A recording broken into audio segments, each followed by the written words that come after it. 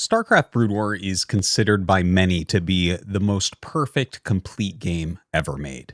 And why not? It's been 26 years since we've had a patch, and we still have professional tournaments with players from all three races finishing at the top. But what if I told you that the game is clearly unfinished? Well, whatever you just said, I'm going to convince you. Let's start off with building animations. Okay, so here are the Terran buildings that can do upgrades, and let's take a look as they change their animations. There you go, blinking, blinking, spinning, spinning, blinking, blinking, blinking, and blinking. Here are the Protoss buildings that can do upgrades. Let's go ahead and research. So spinning, spinning, nothing, nothing, nothing, nothing, nothing, and nothing. Now here are all of the Zerg buildings that can upgrade. Nothing. Nothing. Nothing. Nothing. Nothing. Nothing. Nothing. Nothing. Nothing. Although you can see when a Greater Spire starts. Now, let's take a look at the Terran production structures. Blinking, blinking, blinking, and blinking. Let's take a look at the Protoss production structures. Blinking, blinking, nothing, nothing. And let's take a look at the Zerg production structure. Egg. Egg. Egg. Doesn't it seem odd that every single Terran structure will show you what it's doing? And then you look at Protoss, and it's like, okay, a few of the structures show you what they're doing. And then you look at Zerg, and nothing shows you what it's doing. And there's plenty of spots, too, where things could be glowing or moving or pulsating, anything like that. I think that this alone is pretty compelling evidence that the game is not quite finished, but there's more. Let's next take a look at damage types and unit sizes. Okay, so starting off, we have small, medium, and large units in StarCraft 1. And the unit sizes, although they might give you a hint as to how big it is on the screen, really the place in which it matters is how much damage it takes from different types of damage. So I have to explain those types of damage. First off, there's concussive damage.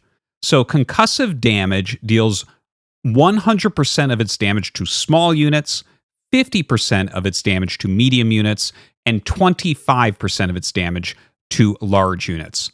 By the way, buildings are basically considered large units. Concussive only deals 25% to those. Concussive is the overall weakest type of damage in the game because of this great reduction. Then we have explosive damage. Explosive damage deals 100% to large units, 75% to medium units, and 50% to small units. So considerably more than we see from concussive damage. And then last, but certainly not least, we have normal damage. Normal damage is the best type of damage in the game by far. It does 100% damage to all units of all sizes. All right, so let's take a look at the units that have concussive damage first. So first off, for Terran, on concussive damage, we have the Firebat, the Vulture, and the Ghost. Let's jump over to Protoss. For Protoss concussive damage units, we have nothing. Let's jump over to Zerg. For Zerg concussive damage units, we have nothing. Okay, so now let's go over explosive damage. For Terran, we have explosive damage from the Siege Tank in both of its modes, the Wraith's anti-air, the Goliath's anti-air, and the Valkyrie. Going over to Protoss, for explosive damage, we have the Dragoon, and we have the Scout's anti-air attack.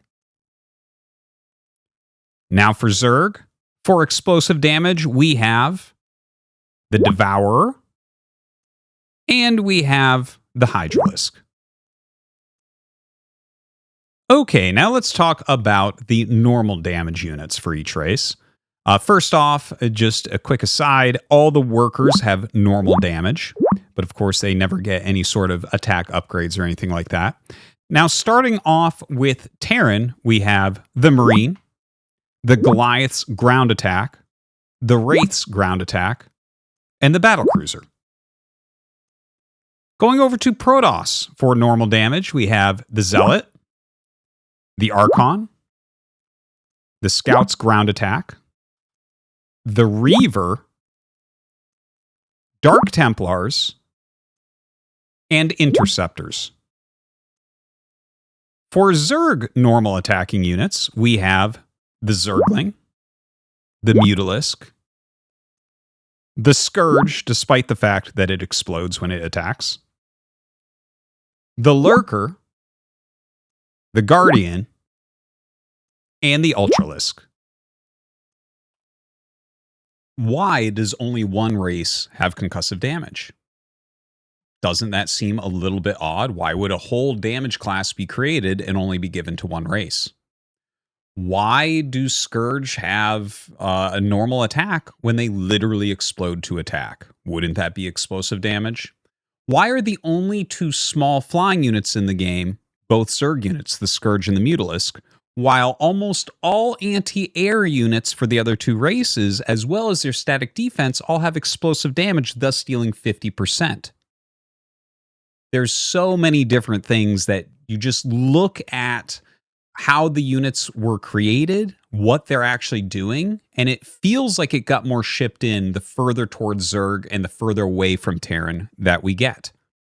There's also a lot of other things that I won't go into deep detail about, like friendly splash damage versus unfriendly splash damage. You know, you have units like the Reaver and the Archon and the Lurker that aren't going to deal any damage to your own army, whereas the Siege Tank and the Spider Mine are going to basically kill everything that you have. Or the fact that one race has no melee units, despite there being a spell that greatly affects the game, only making melee units useful. I don't know. It's a weird game. It's still a gem, of course, but let me know if you would agree with me that it feels like there were some little details that got rushed there at the end, or perhaps just left out. In my opinion, it is the greatest game ever, but certainly unfinished.